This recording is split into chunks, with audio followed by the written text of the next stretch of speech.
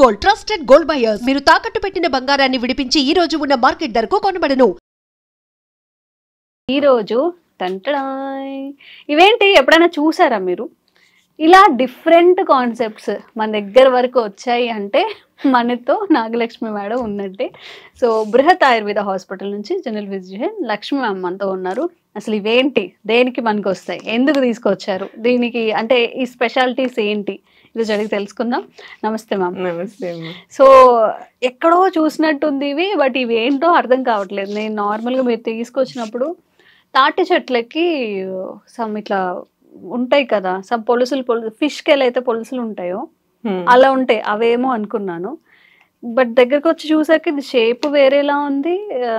బయట చూస్తుంటాం కానీ ఇవి ఏంటని తెలీదు. సో ఏంటి, వీటి వల్ల ఎలాంటి ఆరోగ్య ప్రయోజనాలు ఉంటాయి మీరు చెప్పాలి. రేల చెట్టు విన్నారా ఎప్పుడన్నా?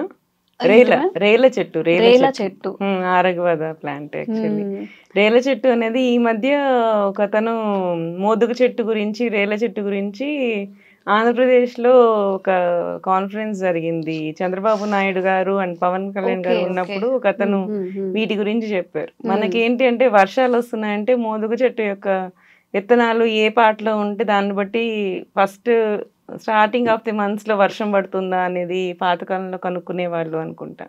అట్లనే ఈ రేల చెట్టు కూడా చాలా ఇంపార్టెన్స్ ఉందన్నమాట. మనకి దీన్ని రాజవృక్షం అంటారు ఆయుర్వేదంలో.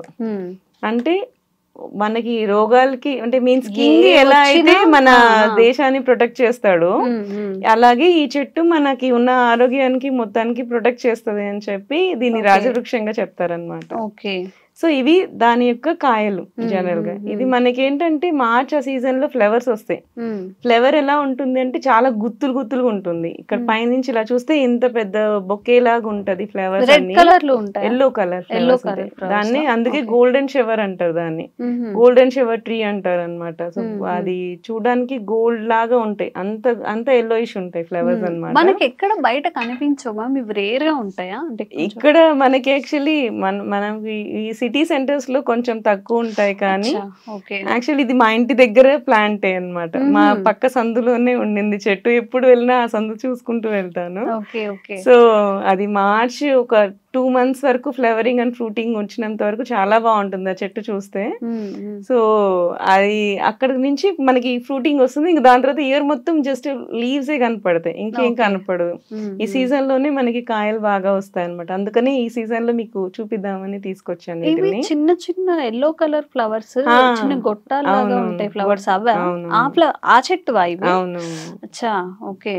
గొట్టం లాగా ఉండదు, ఫ్లవర్ పెటల్స్ లా ఉంటది. చిన్న పువ్వు ఉంటది, ఇంతదే పువ్వు ఉంటది. ఫ్లవర్స్ కూడా తెద్దామనుకుంటే సీజన్ అయిపోయింది వర్షంకి. సో ఆ ఫ్లవర్స్ దగ్గర నుంచి, లీవ్స్ దగ్గర నుంచి, seed bark, stem bark, root, every part is useful.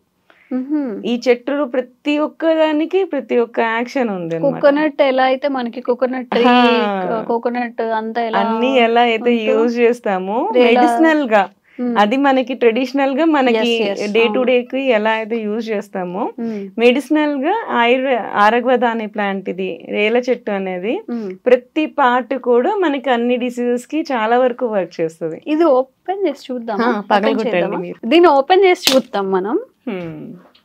ఓయ్, చాక్లెట్ లా ఉంది మొత్తం లోపల. కొంచెం బౌల్లో వాటర్ వేసి తీసుకొస్తాను, అరగదీయచ్చు కూడా. క్రషింగ్ మళ్ళీనా? క్రష్ ఇట్లానా? అట్లా. ఓకే. ఇది కొంచెం గుజ్జుగా కూడా ఉంది. అవును, చింతపండు గుజ్జులాగా వస్తుంది దీంట్లో నుంచి. మన చుట్టూ ఎన్నో ఉంటాయి, మనకు అవి ఏమి తెలీదు. నాకు అంత బలం లేదు. మీరు ట్రై చేయండి, నేను ఇది ట్రై చేస్తా. ఇది చూసారు కదా, చింతపండు గుజ్జులా కనపడుతుంది మనకి. కష్టంగా ఇది అడ్డిపళ్ళు కూడా ఇలాగా మధ్యలోకి పగిలితే తీయడానికి బాగా కనిపిస్తాయి.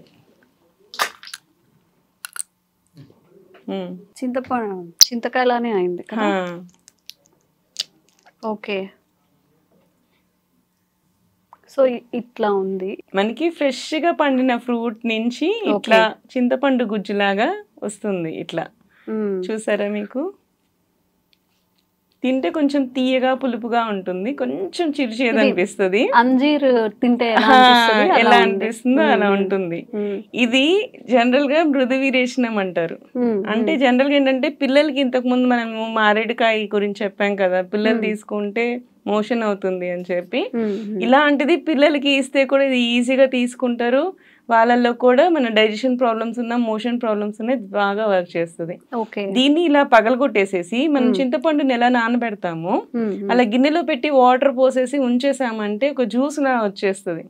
సో దాన్ని మనం పిల్లలకి తాగిపించవచ్చు. స్టోర్ ఉంటదమ్మా ఇది? స్టోర్ ఉండదు, అది కొంచెం కొంత పార్ట్ మనకి చతురంగులా అంటారు దీని అనమాట. అంటే 4 inches ఇంత పార్ట్.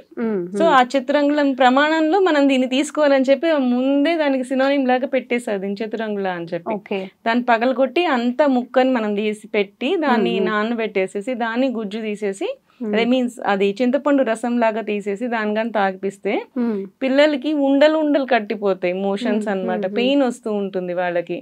ప్రతిసారి మనకి డల్కులాక్స్ లాగా అట్లా మెడిసిన్స్ లాగా కాకుండా ఇది యాజ్ ఏ ఫుడ్ సప్లిమెంట్ గా తీసుకోవచ్చు. దీనికి హై రిచ్ ఇన్ విటమిన్స్ కూడా దీంట్లో.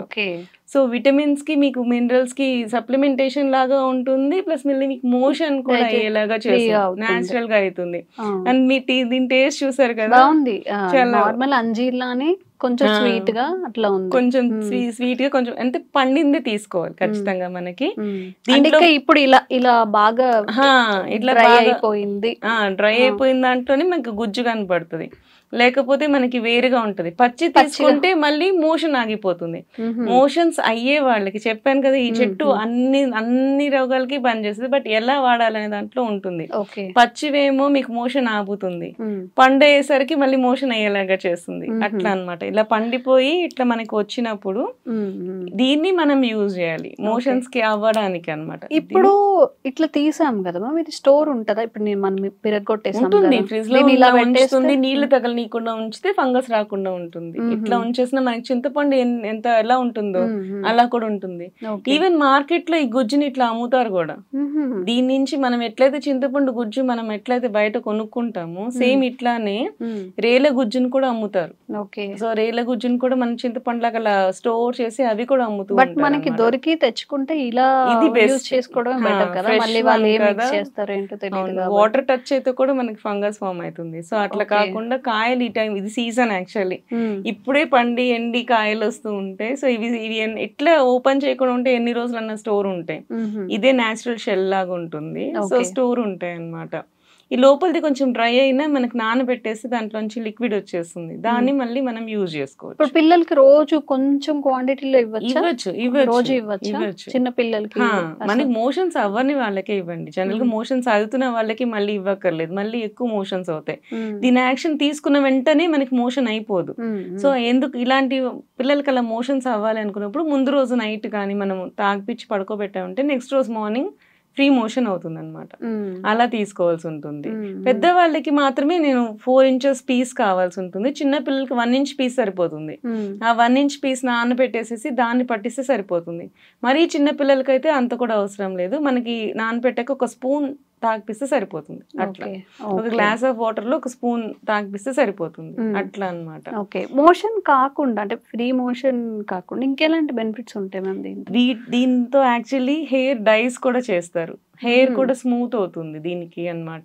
అంటే డాండ్రఫ్ కి తగ్గుతుంది. అవును, అట్లా నానబెట్టేసుకొని ఆ వాటర్ రాసుకోవాలా? వాటర్ రాసుకోవాలి. డాండ్రఫ్ ఉన్న వాళ్ళకి ఇది బ్యాక్టీరియల్ యాక్షన్, ఫంగల్ యాక్షన్ రెండు ఉన్నాయి దీనికి. Anti bacterial and anti fungal actions రెండు ఉన్నాయి అన్నమాట దీనికి. సో ఈ నానబెట్టిన వాటర్ ని మనకి హెయిర్ వాష్ లాగా, ఇప్పుడు శీకాకాయ మనం ఎలా చేస్తాము, కుంకుడుకాయ శీకాకాయ ఎలాగ చేస్తాము, దాన్ని హెయిర్ వాష్ లాగా యూజ్ చేస్తే మనకి డ్రైనెస్ కూడా ఉంటుంది. కొంతమందికి డాండ్రఫ్ వస్తే కూడా మనకి బ్రిటిల్ అయిపోయి హెయిర్ డ్రై అయిపోతూ ఉంటుంది. అట్లాంటి వాళ్ళకి కూడా ఈ గుజ్జు చాలా బాగా వర్క్ చేస్తుంది. మనకి స్కిన్ ప్రాబ్లమ్స్ ఉంటాయి. స్కిన్ ప్రాబ్లమ్స్ ఉన్న వాళ్ళకి కూడా వాళ్ళకి కూడా మోషన్ సరిగ్గా అవ్వదు అనమాట. ఇది స్కిన్ ప్రాబ్లమ్స్ ని కంట్రోల్ చేస్తుంది, మోషన్స్ కూడా తగ్గిస్తుంది అనమాట. మనకి అల్సర్స్ ఫామ్ అవుతూ ఉంటాయి. అల్సర్స్ ఫామ్ అంటే కాళ్ళ మీద కూడా కురుపుల్లాగా వచ్చేస్తూ ఉంటాయి. ఈ కురుపులకు కూడా ఈ వాటర్ ఏదైతే ఉందో అది యాస్ట్రింజెంట్ లాగా వర్క్ చేస్తుంది, దాన్ని కూడా బాగా పనిచేస్తుంది. వీటి లీవ్స్ కూడా మనకి బాగా వర్క్ చేస్తాయి. లీవ్స్ కూడా మనకి పుండ్ల దగ్గర ఆ ఆకుల్ని కొంచెం పసుపేసి మనం ముద్దలాగా చేసి ఆ కట్టు దగ్గర పెట్టాము అంటే ఇప్పుడు తామర అలాంటివి వస్తూ ఉంటాయి కదా, అట్లాంటి లీజన్స్కి, ఎగ్జిమాస్కి అట్లాంటి వాటికి కూడా దీని లీవ్స్ బాగా పనిచేస్తాయని రీసెర్చ్ చెప్పబడింది. దీని ఫ్లేవర్స్ ఏం చేస్తారంటే మనకి ఇప్పుడు చామంతి పూలతో కూడా టీ వేసుకొని తాగుతూ ఉన్నారు ఈ మధ్య. చామంతి పూలు, ఈ శంకు పూలు టీలు చేసుకొని తాగుతారు కదా. సో అట్లాగా దీని పూలు ఇట్స్ వెరీ కార్డియోటానిక్ అన్నమాట. హార్ట్ ప్రాబ్లమ్స్ ఉన్న వాళ్ళకి ఇది కొంచెం మనకి యాంటీ ఆక్సిడెంట్ లాగా వర్క్ చేస్తుంది. సో దీని ఫ్లేవర్ కూడా యాక్షన్ ఉంది అని చెప్పి రీసెర్చ్ చేయబడింది. అట్లా మల్టిపుల్ అనమాట. ప్రతి స్టెమ్ బార్క్ కూడా స్కిన్ డిసీజెస్ కి బాగా వర్క్ చేస్తుంది. రూట్ బార్క్ ఏంటంటే మనకి పారాసైట్స్ వస్తుంటాయి కదా, సో నులి పురుగులు పడ్డము, పారాసైట్స్ ఉండము, దాన్ని కూడా తగ్గిస్తుంది అనమాట. So each and every part of the plant is very effective in all kinds of diseases. Medicinal values చాలా ఎక్కువ.